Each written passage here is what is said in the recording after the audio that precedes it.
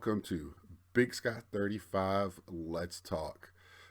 Usually I like to get these out on Sundays. I'm going to be putting this out on 7/20 Tuesday, which will mark, I believe, 1 week when the vendors and people with vendor passes are in setting up. I think a lot of the big vendors are probably going to be there way earlier than that, but you know, excited. I'm sure my coworkers are tired of me hearing me talk about it.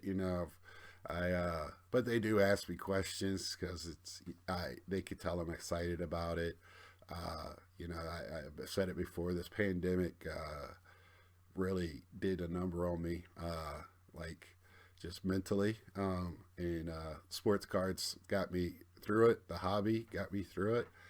This community got me through it, and it's still doing it. And I cannot wait to go and just be amongst everybody and just have some fun and enjoy what we do as a hobby, however you hobby. If it's buying, selling, straight flipping, because we need all the aspects of the hobby. I'm going to touch on a few things, including some national stuff. I've said I'm not going to do a how-to video on this one, and next week this week I'm just going to touch on some things that I've seen some people asking questions on videos. There's some great videos out there on how to, especially Mike, Baseball Collector has a great first timer going. Up North Collectors has a great one for the area. All that. But I haven't been to a card show in my area. We've had them. I've just kind of been through. It's the same group of guys. Different parts in the area you're going to have some, but the main guys are at all of them. I missed the one in Wisconsin, Dells. I think I'm going to go to the next one if I could swing it. But I just haven't been to one in a few months, and want to go to Des Moines this weekend, Saturday, and then Sunday there's a toy comic book con in another town about an hour from me. So I'm going to have a full weekend, and Friday morning I get off of work and I'm done with work for 2 weeks. So I'm so excited what's going on right now. I just can't wait to get there and be with everybody. And but a few things I want to talk about is the pricing. I'm kind of tired of hearing people talking about up, down, dips. As a collector, of course I keep track of that because I want to maximize my dollars. So, one of the guys I collect, if you let's see, look over here, you can see that's all Pete Alonso rookies with some my cards up at the top there that I really enjoy. His cards are coming down. Then he, pops off at the home run derby, and they kind of go back up a little bit. But I don't know how much it's going. Yeah, cards are going down, but they're ridiculously going up. So are they coming down to a reason? I still don't think it's a reasonable price. And are they going to keep going down? Lord only knows. All it takes is a little bit of, we go by eBay prices, for goodness sake. We'll see one sell, and that's the end of, be all of what the comp is. Oh, it dropped 31% because we had one sale. It just looks like variance numbered cards of your big players, big player rookies are still up there. But to me, it just really doesn't matter because on that aspect of it, I'm a collector. But if I want to get rid of cards, I'm going to get rid of cards, and I'm going to get whatever the market value is of that card at that time. So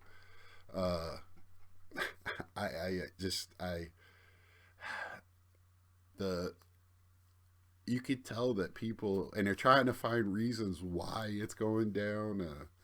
I see some videos, and it just makes me want to scratch my head. Touching on the some of the taboo subjects of, you don't really talk about in uh, amongst people you don't really know, work topics you don't touch type of deal. Uh, I trying to blame it. I just, the world opened up. I, Everybody's back to doing what we do as society. Uh, it's just as simple as that. And, it's going to take a while to get, we were flipped upside down, and it's going to take to get a while to get right side up. We're short on supplies. We're short on everything. I work in a manufacturing plant. I wear a uniform. I'm down to like half my uniform shirts because they can't get the shirts in to replace the ones that they had to, because we got to wear fire retardant. You only can wear it so many times. Then they have to take it out of circulation. Well, they took mine out of circulation and didn't have any to replace it. They've been waiting months for the shirts to come in. And I'm a big fella, so it takes quite a bit of material to make my shirts, I guess. So I have to wait for it to come. But it's just the world we're living in right now. We just got to take a step back, take a deep breath, and go, what I'm in a hobby for. You're gonna, hopefully everybody's staying within their means, and I'm not one to tell you not to use your credit card. Have I bought stuff on credit card? Sure, I have. You know, um, but I try not to. 99% of my purchases are either with my debit card or cash, and probably 95 of those 99% is cash. So, that's how I go. But if you feel secure enough in using your credit card and you feel like you can pay it off, you know, that's still a way of living within your means. I use my credit card for when I travel and stuff. It's just easier, and that's, I when I hear the sad story, like, Mike and Ty with Bench Clear brought up, about the guy, but he had money to back it up. He's just sad that he had to use that money to back up his purchases. But that's the hobby we're in, and that's how it works. So that's all I want to talk about. That you just got to find your niche and stay in your lane, I guess, and don't go outside your means. And it's a gamble. If you buy a card that sounds stupidly overpriced because it's a piece of cardboard and it's some rookie guy, just beware. Just be careful and buy stuff that you want to keep. I've been hearing it from others. It's a great mantra. Buy what you want that pulls at your heartstrings, because you may have to keep it, or you might have to eat a little price for it if you resell it. That I've overpaid for cards? In some people's eyes, yes, but I heard Eric those back pages brilliantly said, if I pay for a price of a card that I'm comfortable paying and I agree to it and it goes into my collection and it's a card I want, did you really overpay for it? And to you personally, no. Um, you know, buy it and you don't look back. I buy most of my cards and I never look at the price of that card ever again, because if it's going in my collection, it's in my collection. I don't care what the price is at that point. So that's why I have a trouble when somebody goes, "Hey, what's your most expensive card?" I'd rather show you the most what cards mean the most to me than my most expensive card. Because I really don't know. I have no idea. I'm not one to track. I don't have a spreadsheet saying what I paid for it opposed to what it is now. And some people tell me I'm crazy for not doing that, because you should know what you have and insurance and yada, yada, yada. I just don't want to. I'm just not cut from that cloth. It's just not how I roll. But now I want to get to just a little bit of national talk. The first thing I want to talk about is, to me, one of the most important tools for the national, And if I want to tell you that one thing uh, to do that's maybe not commonly known, I hope you know to wear deodorant, brush your teeth, and wear comfortable shoes. Uh, and to remember to eat, that type of thing. But is print you off this. I could have shared my screen. Um, you have to go under like dealers on their website, and it's on there. And this is a map of the floor with all the tables numbered and everything, and where everything is. Because if you're going there, and if you're like me, you're going there for multiple days, and usually the first day, unless it's something that, hey, it's not a big deal card, or I might not even purchase anything. But I'll have my little notepad with a ink pen, and if I see something, and I don't know exactly if that's a good price or not, or even ask the person what it is, and if they work with you, I'll take down that information and I'll go and research it if I'm not comfortable with that, or ask somebody there that you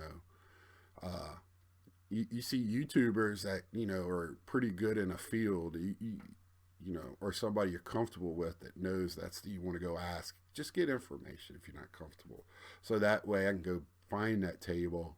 Not only do I put down the number, I'll put down like the area of the floor it was in, what it was near, any landmarks. Just so, uh, and I don't have FOMO, fear of missing out. Um, of course, I want what's biggest, latest thing, whatever, but I'm not worried about if I miss out. To me, it's just as fun to go back and find that stuff, right? Putting my Mets collection together right now, loving it, loving seeing these cards. Never looked for these before, but it's fun to. That's the fun for me in the hobby. One of the things that I love about the hobby.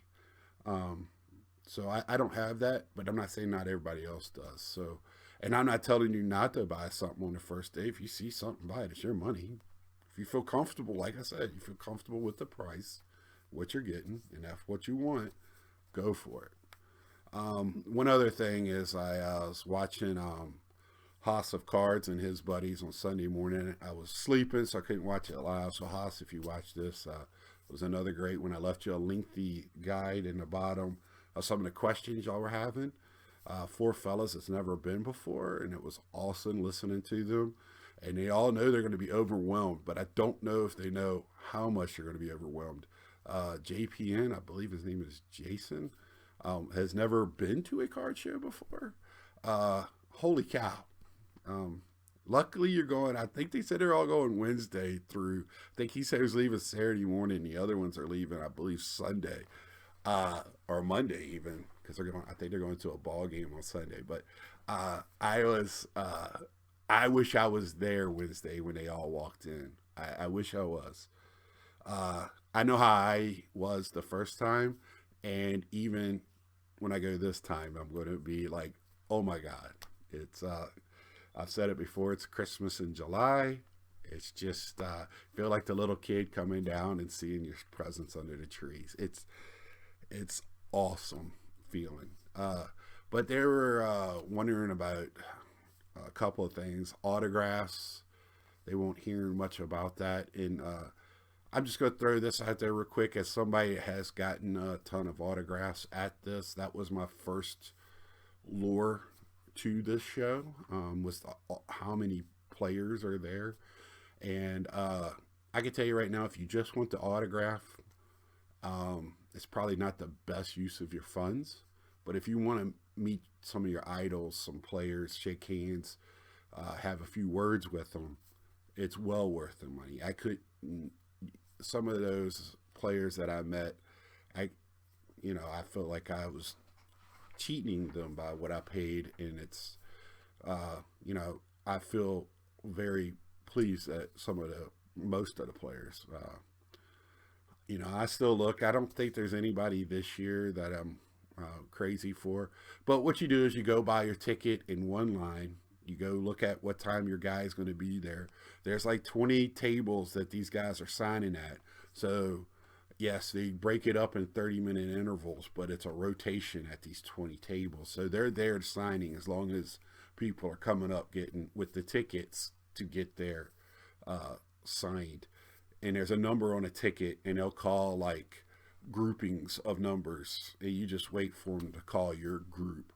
What I like to do on the last ones is I knew what time the guy was going to be there, and I would still shop and then wait about half an hour and go walk over there and see where they were at. If there was still a long line, there's plenty of things to look at in that area where I can hear them call last call or whatever, and then I just walk up because you can waste a lot of time in that line unless you have one of the first numbers, low numbers, then it's easy. Uh, and I think all four of those guys had the VIP. So if you have the VIP, uh, you have 18, I think, vouchers of some of the free signers, and there's just a line that you line up for those. You don't have to go get a ticket or anything. You'll have the ticket in your VIP stuff, but you all might not have the same 18. So you'll see people out in the lobby or out in the floor trading those, selling those. Uh, so if you're interested in those and you don't have it, you want to look at your buddy or go. I think last year I gave somebody my whole sleeve for like $20. The guy just gave me. I just gave it to him. He's like, hey, "Here you go," and gave me $20 because I wasn't really interested in it. Um, so you, you walk around on the floor. There's going to be plenty of places where you could buy the stuff that you could get signed out on the floor. But like I said again, if you want to meet that guy and watch them sign it and get it authenticated, not everything I've gotten is authenticated. They do authentications right there. It's easy to get authenticated. I think it's like $5-10 more or whatever. But that's another line that you're going to be standing in instead of being on the floor looking at the tables. And if you saw my paper here, there's a lot of tables. And even if you're there for 3-4 days, yeah, I feel like you're rushed. And, and in the past, the other one they were talking about was the pack promo. And, the Panini ones, you can buy the standard ones at most of the vendors because they'll purchase them. I believe most of them will purchase them on Tuesday. I guess they're not going to do the Panini Silver Pack promo or Gold Pack promo this year. I might be doing a Silver Pack, but not the Gold Pack, which comes at the VIP party because they're not doing a VIP party.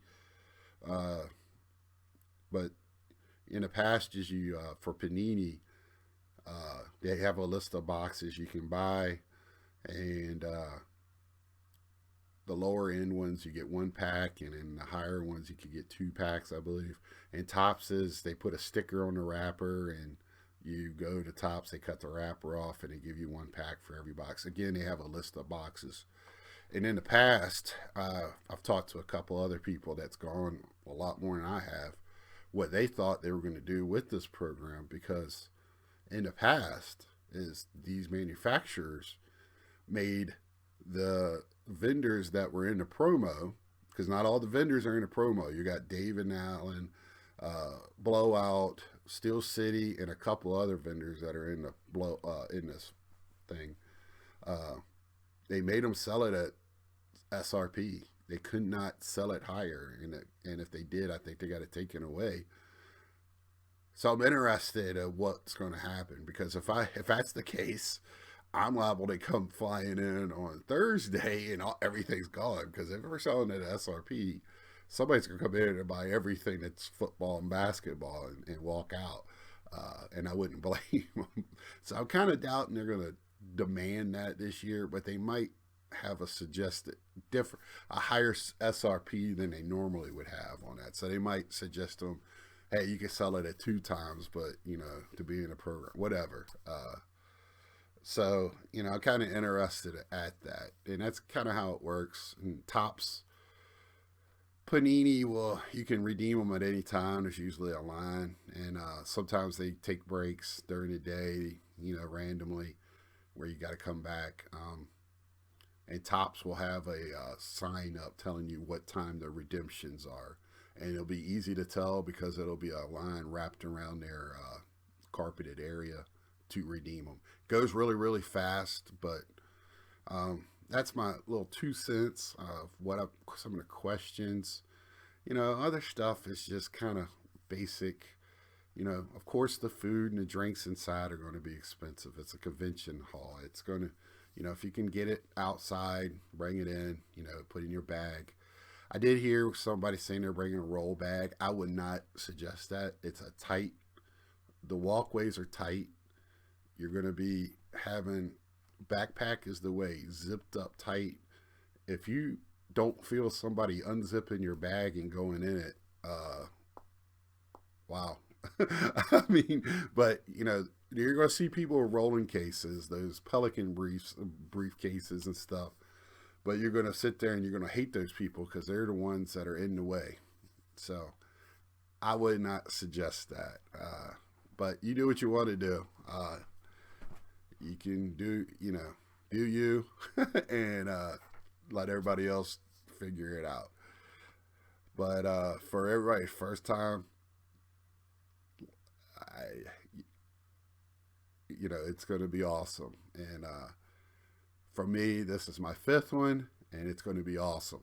I can't wait. Yeah.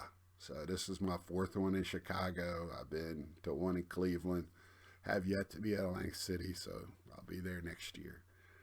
So, if you have any comments, questions, put them down below.